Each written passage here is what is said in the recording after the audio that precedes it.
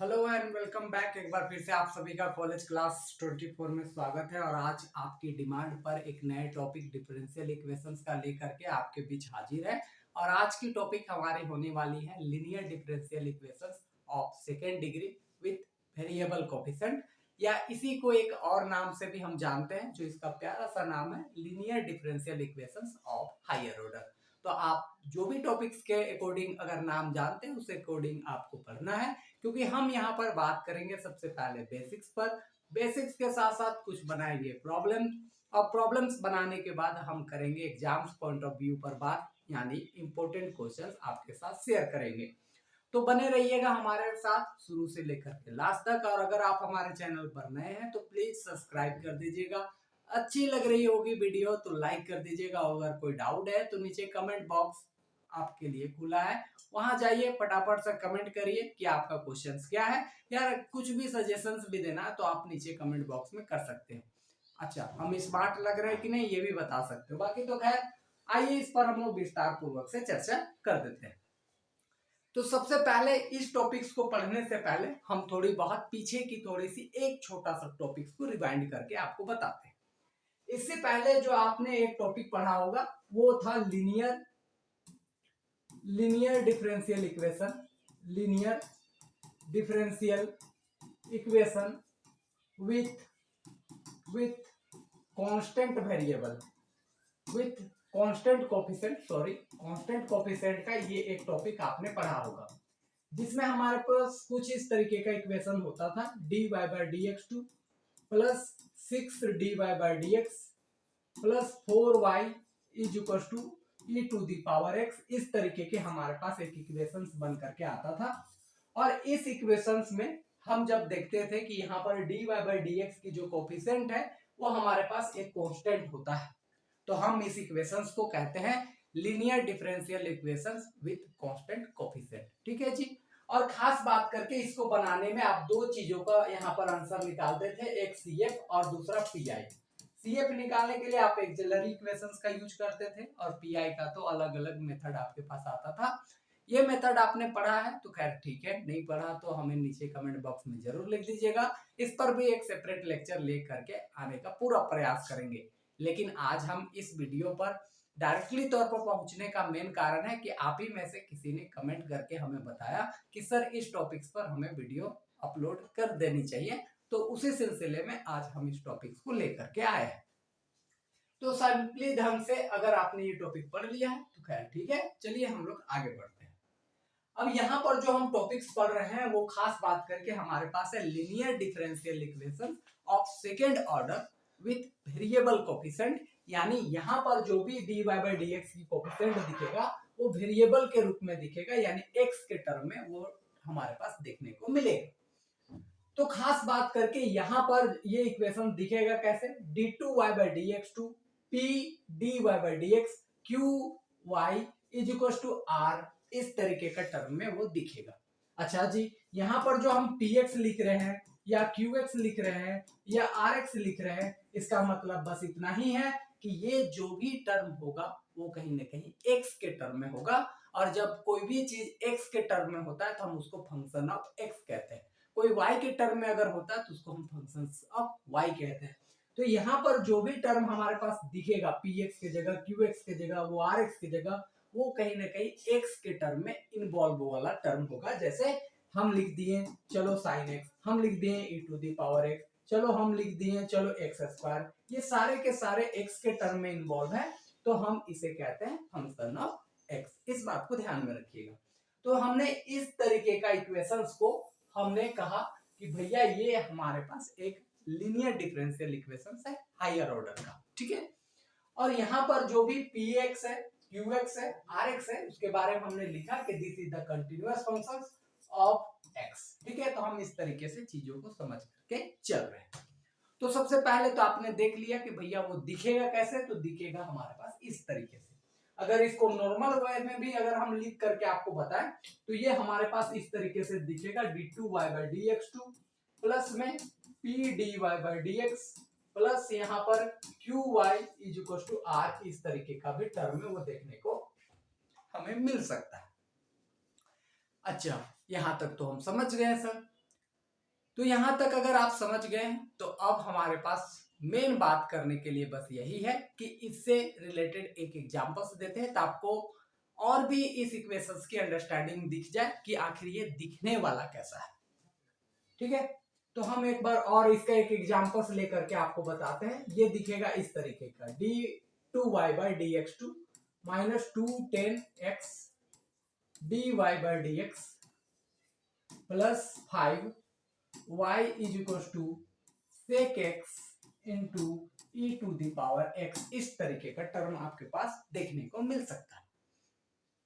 अब ये तो खैर ठीक है कि सर यहां पर हम देख पा रहे हैं कि अगर इस इक्वेशन को थोड़ा बहुत इक्वेट करके अगर हम आपको दिखाएं तो dy/dx2 प्लस px, या नॉर्मली अगर हम p भर ही लिखें और dy/dx plus qy is equal to r लिखे, तो जस्ट आप इस इक्वेशंस को अगर कंपेयर करके देखते हो तो यहाँ जो p है उसके जगह पर हमारे पास इतना टर्म है, q जो है उसके पास हमारे पास इतना टर्म है और r जो है उसके पास इतना टर्म है।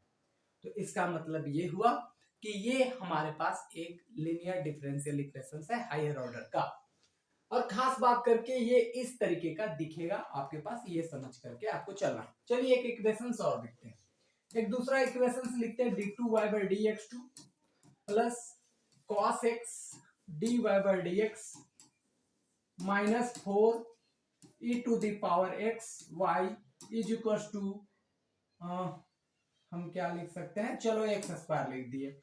अब ये भी जो आप इक्वेशंस देख रहे हो ये हमारे पास एज इट इज इसी तरीके का एक इक्वेशन देखने को मिलता है। तो हमने समझ लिया फाइनली कि linear differential equations of second order with variable coefficient क्या होता है, या इसी का आप एक अलग नाम जानते हो कि हायर ऑर्डर डेरिवेटिव क्या होती है, ये आपने सीख भी लिया है। यानी सिंपल सी भाषा में कि linear differential equation of higher order. ठीक है, दोनों बात से आप कंफ्यूजन मत हो जाइएगा, ये सिंपल सा इतना है कि एक बाबू का दो नाम, इस तरीके की चीजें समझ के चलनी। लेकिन ये दिखेगा तो इस तरीके के इक्वेशन दिखेगा, यहां तक बेसिक खत्म हो जाती है। अब हम फाइनली बात कर लेते हैं कि मेथड पर, कि आखिर इसके क्वेश्चंस को हम किस तरीके से बना सकते हैं, इसके पूरे मेथड पर हम चर्चा करने की कोशिश करें। तो चलिए जी हम लोग यहाँ से मेथड पर बात करते हैं। तो हमारे पास क्या क्या मेथड है इस तरीके की क्वेश्चंस को बनाने के लिए, उसके ऊपर हम लोग यहाँ चर्चा करने की कोशिश करते हैं। तो पहला जो मेथड है जिसका नाम है रिमूवल ऑफ dy/dx, यानी रिमूवल ऑफ फर्स्ट डेरिवेटिव्स। ठीक है, तो पहला हम यहां से लिखते हैं रिमूवल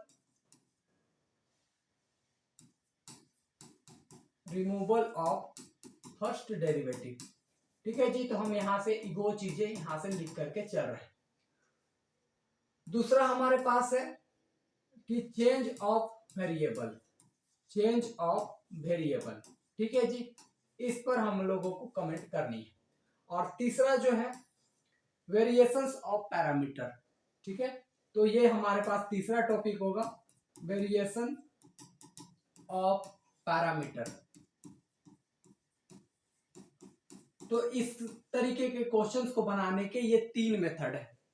तो आप कहोगे सर तीन तिगड़म महाविगड़न यानी तीन टिकट महाविकट काम बिगाड़ेगा, तो भर सबसे पहले ये जानना जरूरी हो जाता है कि हम इन तीनों में से किससे बनाएंगे।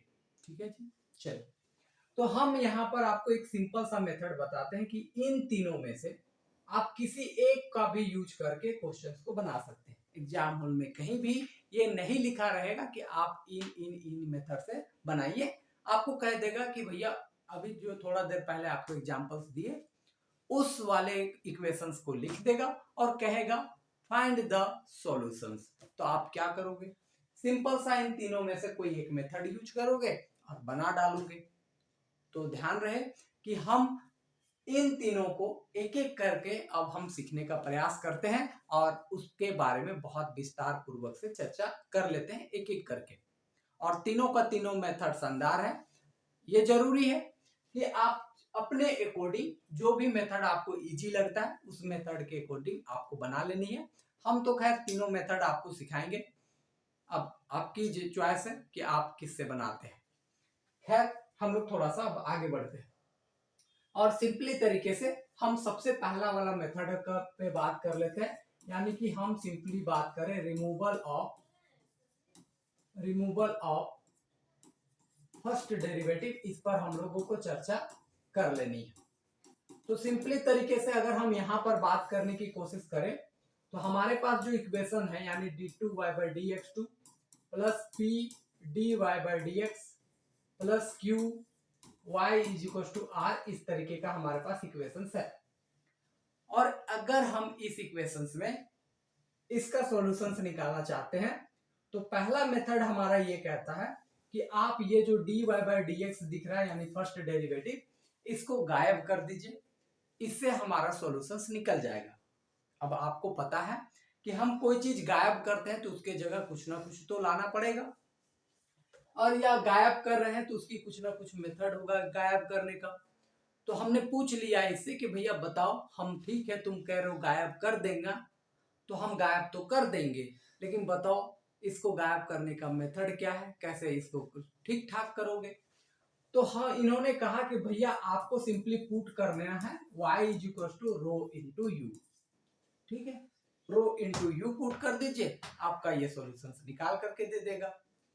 तो हमने पूछा कि ठीक है हम ये भी कर देंगे, लेकिन अब जरा बताओ कि ये रो क्या है और u क्या है। तो इसने सिंपल सा जवाब दिया कि भैया रो जो है वो e⁻⁻² इंटीग्रेशन p dx है, यानी रो निकालने के लिए आपको इस फॉर्मूला का यूज करना है, और वो है e⁻⁻²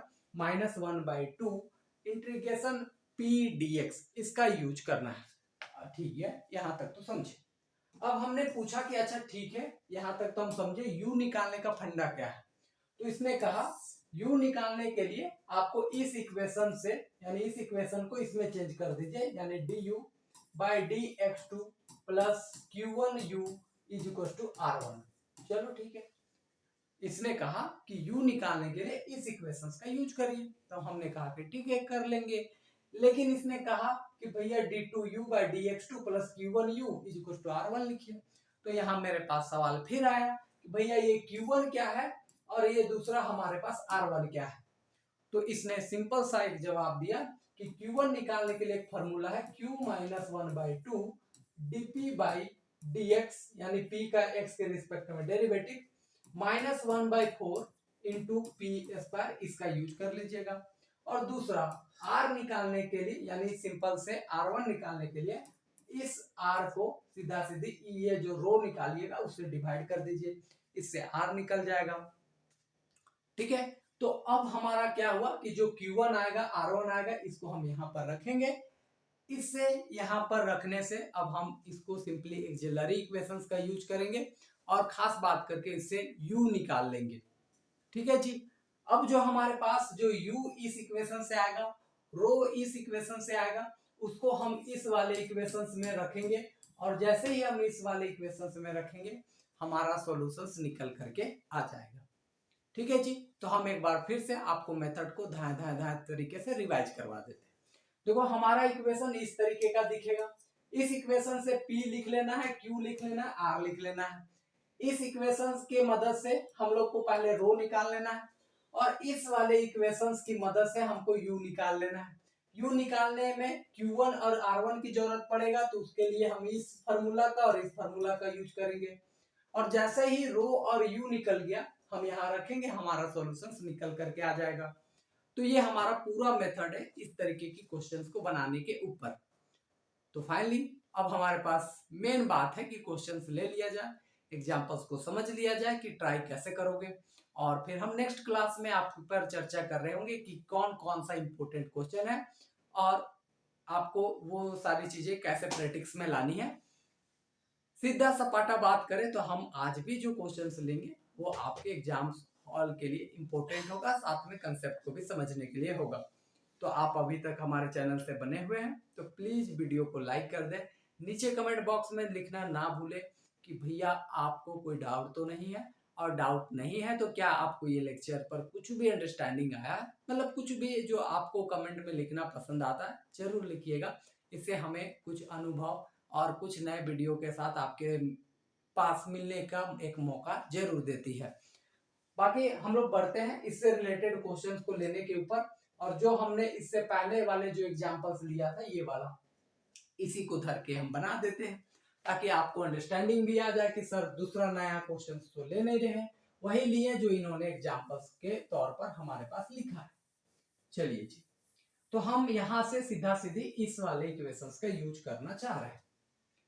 तो फाइनली है कि इसकी सॉल्यूशंस हमें बहुत ही मजेदार ढंग से मिलने वाली है। तो आइए सबसे पहले हम यहाँ से सॉल्यूशंस करना शुरू करते हैं। सॉल्यूशंस के लिए हम इसे सिंपली तरीके से इक्वेशंस नंबर 1 मानते हैं और इससे हम कंपेयरिंग कर लेंगे। कंपेयरिंग इक्वेशन 1 विथ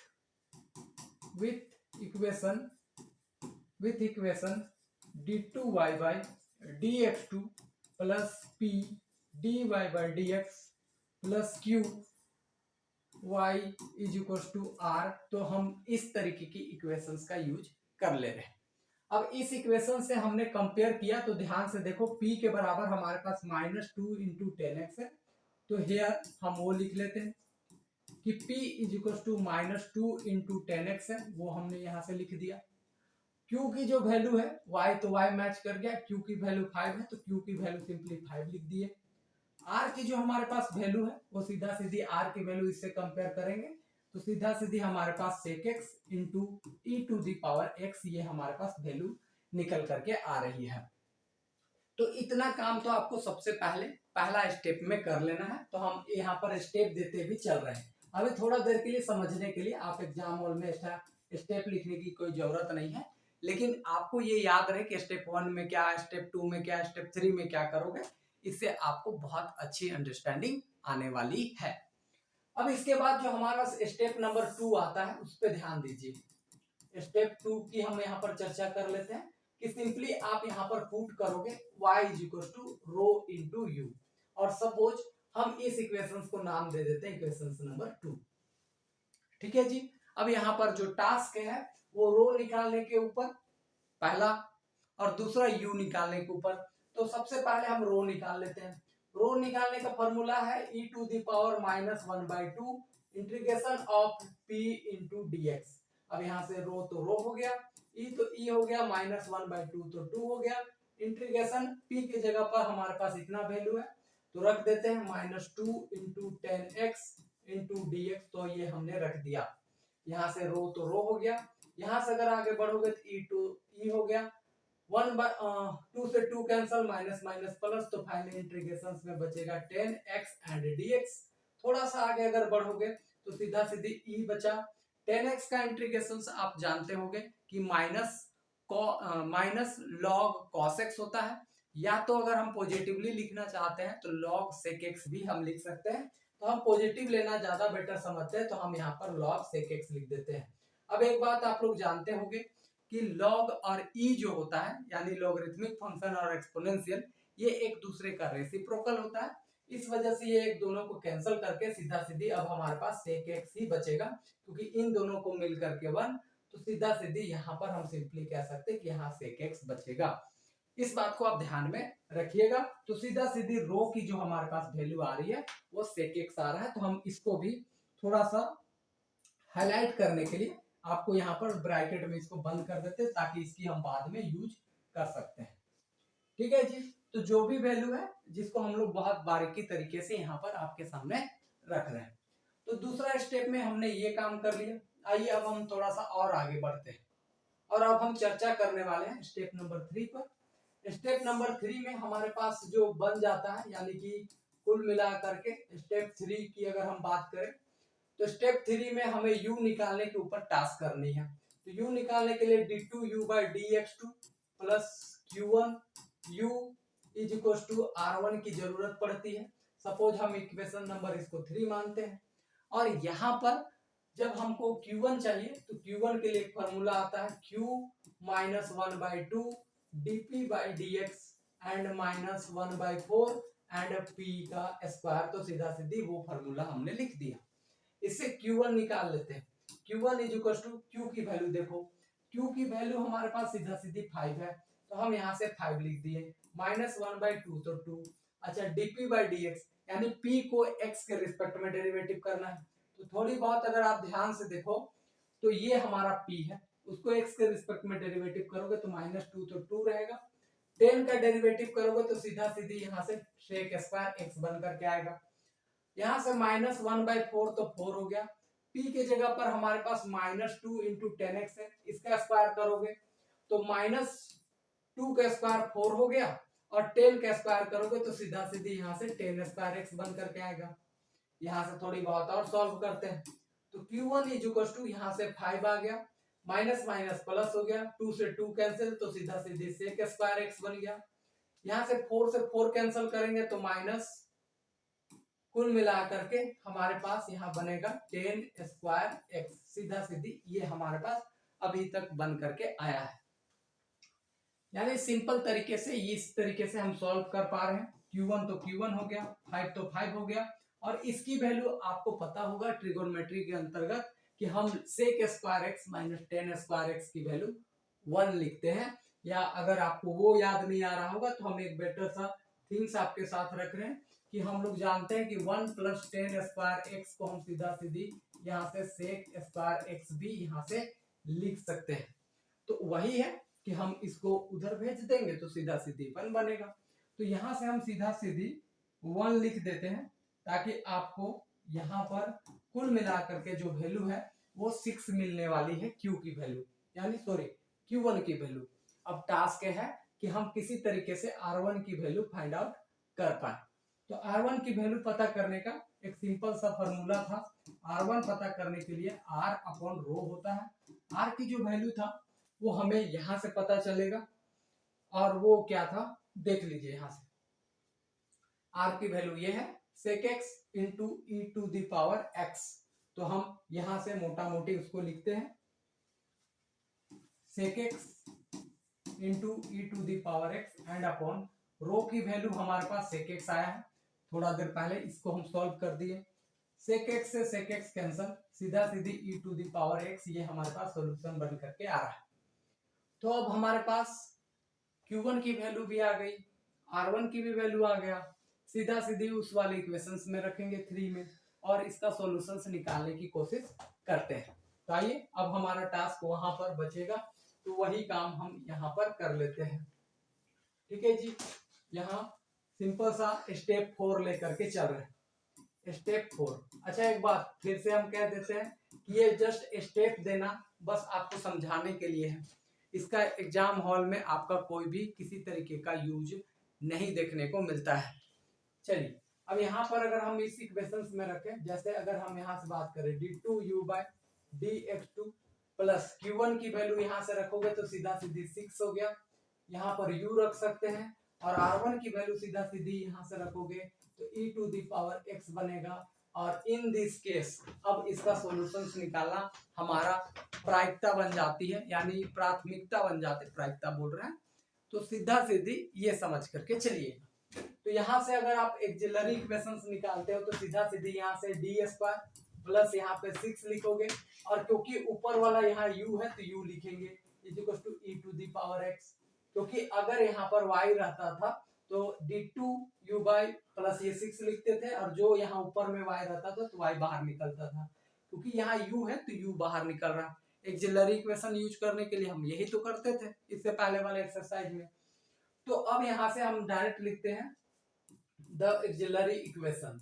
तो जो एक्सिलरी इक्वेशंस का जो यूज होगा वो ये होने वाला है, सीधा सीधी d2 को सीधा सीधी m² लिखेंगे प्लस में 6 लिखेंगे =0, इसको सॉल्व करोगे तो m² -6 m², या ऐसे कर लो कि m उधर जाएगा तो √-6 और इससे अगर आप निकालते हो तो सीधा सीधी √6 इंटू आई हमारे पास बनेगा और वो भी प्लस एंड माइनस के टर्म में। तो इसको ठीक ठाक लिख लेते हैं, यानी कुल मिलाकर के m ±√6 इंटू आई ये हमारे पास बन करके आएगा। तो यहां तक तो समझे, एक्सिलरी इक्वेशंस का यूज करिए और फाइनली अब यहाँ से हमारे पास CF निकल करके आ जाएगा। तो CF निकालने के लिए सिंपल सा फंडा ये है कि अगर यहाँ पर हमारे पास 0 ± कुछ भी अगर टर्म आ रहा है तो सीधा सीधी इसको रियल पार्ट कहते हैं, इसको इमेजिनरी पार्ट। तो इसके अकॉर्डिंग सीएफ निकालना का आसान है कि ए लिखिए, यहाँ जो इमेजिनरी पार्ट आ रहा है उसके साथ कोस डालिए, √6x लिख दीजिए, plus b into sine √6 into x लिख दीजिए, और ये हमारा सीएफ निकल करके आ जाता है। अगर आपको ये चीजें नहीं पता है तो भी आप नीचे कमेंट बॉक्स में जरूर लिख दीजिएगा, हम इस पर भी आप पर बहुत डिटेल चर्चा करने की कोशिश करेंगे, क्योंकि ये हमने पहले भी एक्सरसाइज में इस पर चर्चा कर दिया था और फिलहाल हम इस पर आगे बढ़ रहे हैं। अब सीधा सीधी पार्टिकुलर सॉल्यूशंस निकालने की जरूरत है। पार्टिकुलर सॉल्यूशंस निकालने का फंडा क्या है कि जो इधर रहता है उसको हम ऊपर लिखते हैं, और सीधा सीधी जो यहाँ पर आता है उसको नीचे लिखते हैं, यानी d² + 6।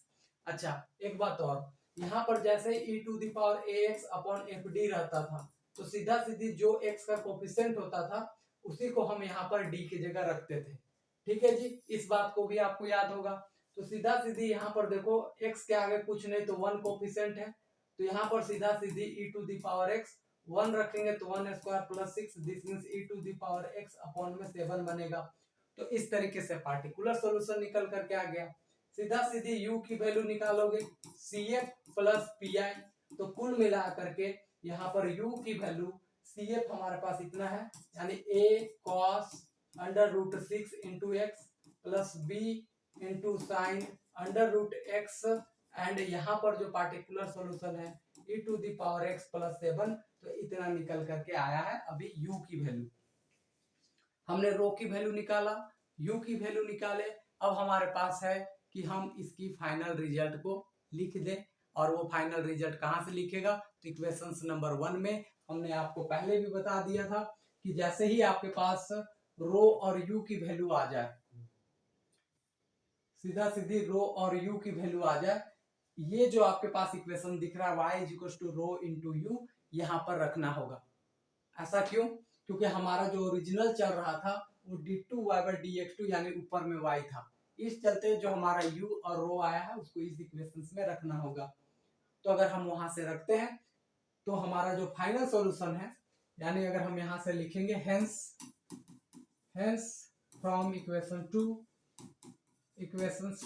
सीधा सीधी यहाँ पर समझ सकते हैं कि y = रो इंटू हमारे पास u था, y = रो की जो वैल्यू आया था वो कुल मिला करके हमारे पास sec x था, और u की जो वैल्यू आया है वो a cos √6x plus b into sine √6x, and यहाँ प्लस में e⁴x/7, तो ये हमारे पास u की वैल्यू था।